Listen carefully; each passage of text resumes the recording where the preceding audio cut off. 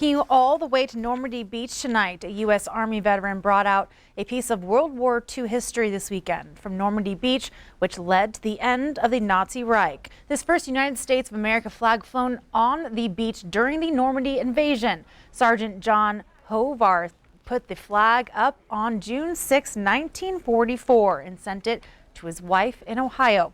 This year, U.S. Navy veteran Steve Billy saw the flag was available on a story on the CBS Morning News. He bought the flag for $162,500.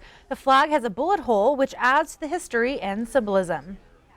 I can only imagine what the troops went through, running and hiding from all these bullets. These guys sacrificed their lives to give us this freedom and this great nation. That's the greatest country, on the planet, so it means the world to me.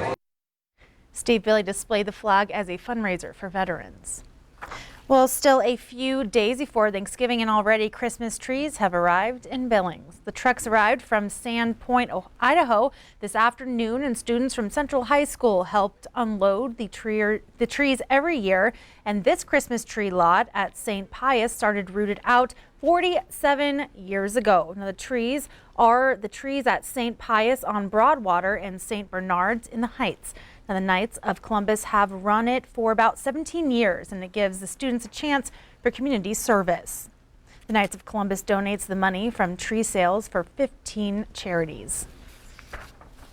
Network News correspondent Lara Logan spoke at Rocky Mountain College earlier this month, and Logan had worked for CBS News and 60 Minutes for about 16 years, and now is working on a documentary for Fox News. Q2's David J. reports on what Logan said about journalism.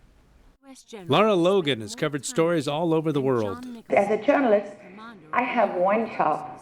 My job is to figure out as best I can what is the truth. What really happened? What were people's motivations? Logan says a source's motivation determines credibility, and she can't determine that motivation when the source is unknown, such as a White House official, an unnamed former official, or an unnamed intelligence official. So do we have no responsibility to fact check it? We have no responsibility to evaluate whether that information is actually credible or not, or what the motivations might be. And that's why I have such a problem with anonymity becoming the standard for journalism today. Because what does anonymity do? It deprives you of the information to give you the ability to assess the veracity of what you're hearing. She needed to assess motivation when she was around the Taliban leaders. My chances of survival depend largely on their motivation. Motivation is critical to everything. And Logan talked about her own motivation as a reporter. Why do you do it?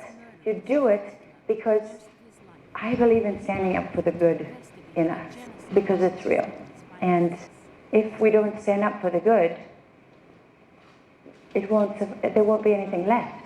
I listen and I try to stay true to the principles that I know matter. And that is what you have to ask of your media and your journalists and your leaders today. In Billings, David J., MTN News. Thank you, David. And Lara Logan grew up in South Africa and says she was inspired by Nelson Mandela. Well, stay with us. More to come on the 5:30 news. Hunting season is nearing the end. After the break, we tell you why some hunters take some time off to play the best game. Later in sports, the FCS playoff bracket is set. See where the Cats and Grizz fall after yesterday's eye-opener. But first, let's check in with our friend Rob Griggs over in the Weather Center. Zoe, we've had some crazy wind across the area. Finally, it's going to die down later on tonight, but we begin a cooling trend. Might even bring some showers into the area sooner than later. We'll give you the complete work week and Thanksgiving forecast in just a few minutes. You're watching MTN News with Zoe Zandora, Storm Tracker weather with Rob Griggs, and sports with Casey Conlon. This is the 5:30 news on Q2, Montana's news leader.